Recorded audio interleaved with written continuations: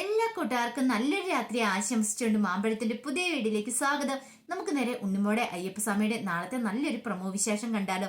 ഇന്ന് നമ്മൾ കണ്ടു തമ്പൂരുവിനെ രക്ഷിച്ചുകൊണ്ട് നേരെ അന്നപൂർണേശ്വരി ദേവിയുടെ അരിയിലേക്ക് വന്നു ഗിരിദേവനും ഉണ്ണിമോളും എല്ലാരും കൂടെ. പിന്നീട് ദേവകിയമ്മ തങ്ങളുടെ വരവിന്റെ ഉദ്ദേശങ്ങളൊക്കെ വെളിപ്പെടുത്തുന്നുണ്ട് രഘുവിനോട്. രഘുവിന് കാര്യങ്ങളൊക്കെ വ്യക്തമായി. പിന്നീട് കാര്യസ്ഥൻ കൊണ്ടേ കൊടുത്ത സ്വർണം ഉണ്ണിമോൾക്ക് സമ്മാനമായിട്ട് കൊടുക്കുകയാണ്. ആ സ്വർണം കിട്ടിക്കഴിഞ്ഞപ്പം ഉണ്ണിമോൾക്ക് വല്ലാത്ത സന്തോഷമായിട്ടുണ്ടായിരുന്നു. തന്റെ സ്വപ്നത്തിൽ താൻ കണ്ട പോലെ, സ്വപ്നം എന്ന് പറയാൻ പറ്റില്ല, താൻ അയ്യപ്പസ്വാമിയുടെ മുന്നിൽ വന്ന് പ്രാർത്ഥിച്ചു കഴിഞ്ഞപ്പോൾ തന്റെ തിരുമുന്നിൽ കാണിച്ചു തന്ന അയ്യപ്പസ്വാമിയുടെ രൂപം എന്ന് പറഞ്ഞിട്ട് ആടയാഭരണങ്ങളൊക്കെ ധരിച്ച് നിൽക്കുന്നായിരുന്നു. അപ്പൊ ആ പ്രാർത്ഥന തന്റെ കൺമുന്നിൽ കാണിച്ചു തന്ന ആ രൂപം, അപ്പൊ അത് സത്യമാകാനുള്ള സ്വർണ്ണാഭരണങ്ങളൊക്കെയാണ് കിട്ടിയിരിക്കുന്നത്. ദേവയമ്മയ്ക്ക് സന്തോഷമായിട്ടുണ്ടായിരുന്നു. പിന്നീട് രഘുവിനോട് നന്ദി പറഞ്ഞ് അവരെല്ലാം പോകാൻ തുടങ്ങുകയാണ്. പിന്നീട് കാണിക്കുന്ന ഗിരിദേവനും ലംബുവും അന്നപൂർണേശ്വരി ദേവിയുടെ അരിയിലേക്ക് വരുന്നുണ്ട്. അന്നപൂർണേശ്വരി ദേവി ഗിരിദേവനോട് പുത്ര, നീ വന്നതിന് നിന്റെ ദൗത്യങ്ങളൊക്കെ പൂർത്തിയായില്ലെന്ന് ചോദിക്കുകയാണ്. ദൗത്യം പൂർത്തിയായെന്ന് പറഞ്ഞിട്ട് ഒന്നാമത്തെ ദൗത്യം തമ്പുരിനെ രക്ഷിക്കാന്നുള്ളായിരുന്നു. തമ്പുരിനെ ബ്രഹ്മരക്ഷസിന്റെ പിടിയിൽ നിന്ന് രക്ഷിച്ചു. രണ്ടാമത് ഉണ്ണിമോള് സ്വപ്നത്തിൽ കണ്ട ആ കാര്യങ്ങള്, ആടയാഭരണങ്ങളൊക്കെ ധരിച്ച് അയ്യപ്പസ്വാമി നിൽക്കുന്ന അത് കാഴ്ച കണ്ടായിരുന്നു. അപ്പൊ ആ ദൗത്യത്തിനുള്ള സ്വർണ്ണാഭരണങ്ങളാണ് കിട്ടിയിരിക്കുന്നത്. ഇനിയിപ്പോ അയ്യപ്പസ്വാമിക്ക് ആടയാഭരണങ്ങളൊക്കെ ഉടൻ തന്നെ കിട്ടും. എല്ലാം കേട്ട് കഴിഞ്ഞപ്പോൾ ഗിരിദേവൻ പറഞ്ഞു, അതെ അമ്മയെന്ന് പറയാണ്. ലംബു പെട്ടെന്ന് പറഞ്ഞു, അതെ, ആടയാഭരണങ്ങളൊക്കെ ധരിച്ചിരിക്കുന്ന അനുജനെ കാണാനായിട്ട് ഞാനും അമ്മയും കൂടെ വരുന്നുണ്ടെന്ന് പറയാ. അപ്പൊ തിരുവുത്സവത്തിന്റെ അന്നാണ് ആടയാഭരണങ്ങളൊക്കെ ധരിച്ച് അയ്യപ്പസ്വാമി ഇരിക്കാൻ പോകുന്ന ആ ദിവസം അവരെത്തുമെന്നാണ് പറഞ്ഞിരിക്കുന്നത്. അയ്യപ്പസ്വാമി അങ്ങനെ പ്രണാമമൊക്കെ പറഞ്ഞിട്ട് തിരികെ പോവാണ്. പിന്നീട് ദേവകിയമ്മയും ഉണ്ണിമോളും എല്ലാവരും കൂടെ ടാക്സി ഒക്കെ വിളിച്ച വീട്ടിലേക്ക് പോകുന്നേ. വീട്ടിലേക്ക് പോകുന്ന സമയത്ത് ദേവകിയമ്മ പറഞ്ഞു, ഇനി ചെന്നിട്ട് പോയി തിരുമേനിനെ കാണണം. ഈ സ്വർണം കൊണ്ടുപോയി അയ്യപ്പസ്വാമിയുടെ തിരുനടയിൽ കാഴ്ച വെക്കണം. തിരുമേനിയോട് ചോദിക്കണം, ഇത്ര സ്വർണം മതിയാകുമോ അയ്യപ്പസ്വാമിക്ക് ആടയാഭരണങ്ങളൊക്കെ പണിയാനായിട്ട്, അതിനെക്കുറിച്ചൊക്കെ ചോദിക്കണം എന്ന് പറയാണ്. ദേവകിയമ്മ ഭയങ്കര സന്തോഷത്തിലായിരുന്നു. ഉണ്ണിമോളൊക്കെ അതിൽ പല സന്തോഷം വേറെ എങ്ങും കിട്ടാനില്ല. ഇത്രയും പ്രതീക്ഷയില്ല ഒരു കാരണവശാലും ഇത്ര സ്വർണ്ണാഭരണങ്ങൾ കിട്ടുമെന്നോ അയ്യപ്പസ്വാമിക്ക് ആടയാഭരണങ്ങൾ പണിയാനായിട്ട് സാധിക്കുമെന്നൊന്നും ഉണ്ണിമോളും കരുതിയിരുന്ന കാര്യമല്ല.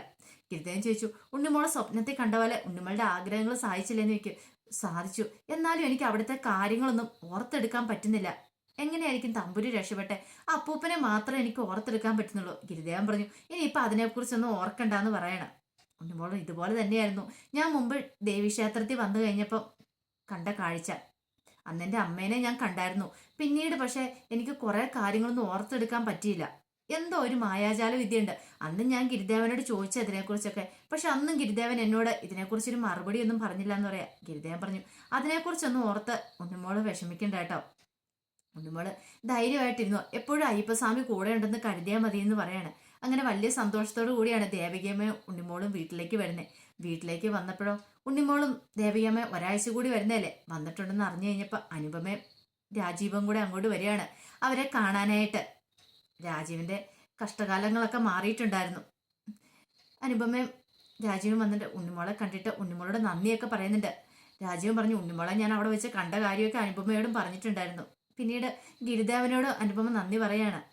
ഗിരിദേവൻ അമ്മ പറഞ്ഞ പോലെ അത്ഭുത ശക്തിയുള്ള കുട്ടിയാണ്. അയ്യപ്പസ്വാമിയെ വിളിച്ച് അപേക്ഷിച്ച് കഴിഞ്ഞതിന് ശേഷം എൻ്റെ രാജീവേട്ടന് ഇങ്ങോട്ട് വരാൻ സാധിച്ച് ഞങ്ങളുടെ കഷ്ടകാലം എല്ലാം മാറിയത്. അങ്ങനെ നന്ദിയുണ്ടെന്നൊക്കെ പറയാണ്. അങ്ങനെ അവരൊക്കെ പോയി കഴിഞ്ഞപ്പോൾ തന്നെ ദേവകിയമ്മ ഉണ്ണിമോളെ അരികെ വിളിച്ചിരുത്തുകയാണ്. ഇപ്പൊ ഉണ്ണിമോൾക്ക് സന്തോഷമായില്ലേന്ന് ചോദിക്കും. അതെ, എനിക്ക് സന്തോഷമായി മുത്തശ്ശി എന്ന് പറയാണ്. അതാ പറഞ്ഞത്, എൻ്റെ മോളുടെ കഷ്ടകാലങ്ങളെല്ലാം അയ്യപ്പസ്വാമി മാറ്റിയെന്ന്. ഇനിയും ചിലപ്പം മോളെ ഏതെങ്കിലും കാര്യത്തിനായിട്ട് അയ്യപ്പസ്വാമി നിയോഗിക്കുമായിരിക്കും. ഇപ്പൊ തന്നെ കണ്ടില്ലേ തമ്പുരിന്റെ കാര്യം, അതുപോലെ തന്നെ. അത് മാത്രമല്ല, ഇനി ഇത്രയും ഉണ്ണിമോടെ എന്നല്ല എല്ലാവരുടെയും ഏറ്റവും വലിയ ആഗ്രഹങ്ങൾ നടക്കാൻ പോവാണ്. തിരുമേനിക്കും വല്ലാത്ത സങ്കടം ഉണ്ടായിരുന്നു. അയ്യപ്പസ്വാമി ആടാഭരണങ്ങളൊക്കെ ധരിച്ച് അയ്യപ്പസ്വാമിക്ക് ഒരു ചെറിയ മാല പോലും ഉണ്ടാക്കി കൊടുക്കാനായിട്ട് സാധിച്ചില്ലല്ലോ എന്നൊരു ദുഃഖം തിരുമേനിയുടെ ഉള്ളിലുണ്ടായിരുന്നു. അയ്യപ്പസ്വാമിക്ക് കിട്ടിയ ചെറിയ തരി പൊന്നൊക്കെ കൊണ്ട് ഒരു മാല പണിയിച്ചെടുക്കണമെന്ന് വലിയ ആഗ്രഹം ഉണ്ടായിരുന്നു. ആ സമയത്ത് ഗിരിദേവൻ വിലക്കുകയും ചെയ്തു, വേണ്ട പിന്നീട് മതി എന്ന് പറയുകയും ചെയ്തു. പക്ഷെ അതിനേക്കാളും വലിയ കാര്യങ്ങളാണ് ഇനി നടക്കാൻ പോകുന്നത്. പിന്നീട് പിറ്റേ ദിവസം രാവിലെ തന്നെ ഉണ്ണിമോള് തനിക്ക് കിട്ടിയ ആ സ്വർണ്ണക്കെട്ടികളൊക്കെ ആയിട്ട് നേരെ അയ്യപ്പ ഭഗവാന്റെ മുന്നിലേക്ക് പോകുന്നുണ്ട്. ആളെ പോയിന്ന് കൈകൂപ്പി എന്ന് പ്രാർത്ഥിക്കുകയാണ്.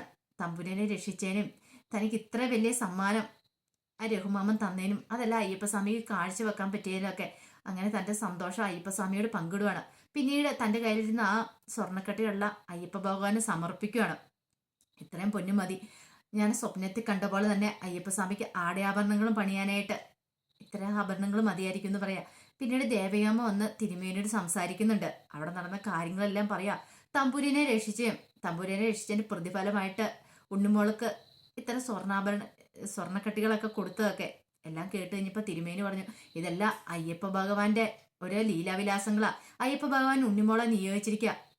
അപ്പൊ അയ്യപ്പസ്വാമിക്ക് ആടയാഭരണങ്ങൾ പണിയാനായിട്ട് അദ്ദേഹം തന്നെ ഈ ഇത്രയും സ്വർണ്ണാഭരണങ്ങൾ ഉണ്ണിമോളുടെ കയ്യിൽ ഏൽപ്പിച്ചു കൊടുത്തിരിക്കുന്നതെന്ന് പറയാം. പിന്നെ തിരുമേനി പറഞ്ഞു, എനിക്കറിയാവുന്ന ഒരു ഇത് സ്വർണ്ണങ്ങളൊക്കെ പണിയുന്ന സ്വർണ്ണപ്പണിക്കാരനുണ്ട്, അയാളുടെ കൊടുത്തിട്ട് നമുക്ക് അയ്യപ്പസ്വാമിക്കുള്ള ആടയാഭരണങ്ങളൊക്കെ പണിയാം. കിരീടവും അരപ്പട്ടയും മാല എല്ലാം പണിയിക്കാന്ന് പറയുന്ന ഉണ്ണിമോൾക്ക് എല്ലാവർക്കും സന്തോഷത്തോടു കൂടിയാണ് അവർ തിരികെ വീട്ടിലേക്ക് പോകുന്നത്. പിന്നീട് തിരുമേനി അങ്ങോട്ട് വന്നു കഴിയുമ്പോഴത്തേനും തിരുനടയിൽ ഒരാലിലെ അതിനകത്തൊരു താമരപ്പൂവും കണ്ടു. തിരുമേനിക്ക് മനസ്സിലായില്ല ഇതെന്താ പോലും ഇങ്ങനെ. തിരുമേനി അതെടുത്ത് നോക്കി കഴിയുമ്പോഴത്തേനും ആ ആലിലെ കണ്ണൻ എഴുതി വെച്ചിരിക്കുന്നുണ്ടോ, നല്ലൊരു താമരപ്പൂവും കണ്ടു. പക്ഷെ എന്താ കാര്യം എന്ന് മാത്രം തിരുമേനിക്ക് മനസ്സിലായില്ല. അതാ തിരുനടയെ കൊണ്ടുവച്ച ആരാന്നും അറിയില്ല, കണ്ണനെന്ന് എഴുതിയിരിക്കുന്ന മാത്രം കണ്ടു. ഈ സമയത്ത് അയ്യപ്പസ്വാമി അങ്ങോട്ട് വരുന്നുണ്ട്. അയ്യപ്പസ്വാമി അത് നോക്കുന്നുണ്ട്. അപ്പൊ അതിന്റെ ലക്ഷ്യം എന്താണെന്ന് ഉദ്ദേശം എന്താണെന്ന് നമുക്കറിയില്ല. ഇനിയിപ്പം നമ്മൾ കാണാൻ പോകുന്ന അയ്യപ്പസ്വാമിയുടെ തിരുവുത്സവം നടക്കുന്ന കാര്യങ്ങളൊക്കെയാണ്. അത് മാത്രമല്ല ഉണ്ണിമോൾ ഇനിയിപ്പോ പുതിയ ദൗത്യമായിട്ട് ഇറങ്ങിത്തിരിക്കുകയാണ്. ഉണ്ണിമോള് ചെന്ന് കയറുന്നിടത്തല്ല ഇനിയിപ്പം നല്ല കാര്യങ്ങളൊക്കെയാണ്, സന്തോഷപരമായ കാര്യങ്ങളൊക്കെ നടക്കാൻ പോകുന്നത്. ഇത്രയും കാലം ഉണ്ണിമോളെ കണി കണ്ടിട്ടുണ്ടെങ്കിൽ അത് ഒരു കണി കാണുന്നവർക്ക് ഒരു ദുഷ്പേരാണ്, അല്ലെങ്കിൽ ദുർനിമിത്തമാണെന്ന് വിചാരിച്ചിരുന്നവർ തന്നെ ഇനിയിപ്പോൾ ഉണ്ണിമോളെ വിളിച്ച് കയറ്റാൻ തുടങ്ങും. എല്ലാം നല്ല കാര്യത്തിന് ഉണ്ണിമോള് കയറിയിട്ടുണ്ടെങ്കിൽ ഐശ്വര്യമാണെന്ന് പറയാനായിട്ട് തുടങ്ങും. അപ്പൊ അതിന്റെ വിശേഷങ്ങളൊക്കെ നമ്മൾ ഇനി കാണാൻ പോകുന്നത്. ആ വിശേഷങ്ങൾക്കായി നമുക്ക് എല്ലാവർക്കും കാത്തിരിക്കാം കേട്ടോ. അപ്പൊ ആദ്യമായിട്ട് കാണുന്നവരാണെങ്കിൽ ചാനൽ ഇഷ്ടപ്പെട്ട ഒന്ന് സബ്സ്ക്രൈബ് ചെയ്യാൻ മറക്കരുതേ. അതോടൊപ്പം തന്നെ കണ്ടുകൊണ്ടിരിക്കുന്ന എല്ലാവരുടെ സപ്പോർട്ടിലായിരിക്കും തുടർന്നും പ്രതീക്ഷയുണ്ട്. എല്ലാവർക്കും ഒരിക്കൽ കൂടി നല്ലൊരു രാത്രി ആശംസിച്ചുകൊണ്ട് നിർത്തുന്നു. നന്ദി.